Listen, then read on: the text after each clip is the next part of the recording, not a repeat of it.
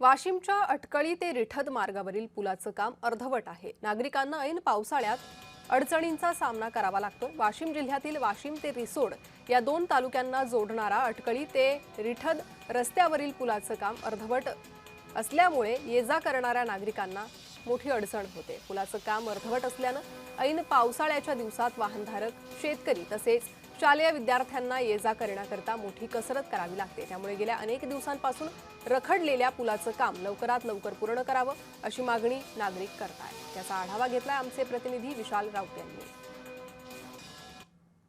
वाशिम ते रिसोड तालुक्याला जोडणारा अटकळी ते रिठड हा रस्ता आहे आणि या रस्त्यावर मी उभा आहे। या ठिकाणी जर आपण बघितलं तर रस्त्याच्या मधोमध जोर पुलाचे काम सुरू होते, मात्र गेल्या अनेक दिवसापासून या पुलाचे काम रखडले असल्याने या ठिकाणी आता वाहनधारकांना मोठ्या अडचणीचा सामना करावा लागत आहे। आपण जर या ठिकाणी बघितलं तर मोठी कसरत करत पावसाळ्याच्या दिवसामध्ये नागरिकांना या ठिकाणी ये-जा करावी लागत आहे।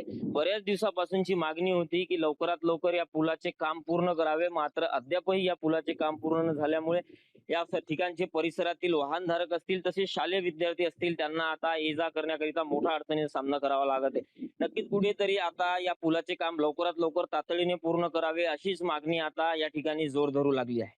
विशाल राऊत, जय महाराष्ट्र न्यूज, वाशिम।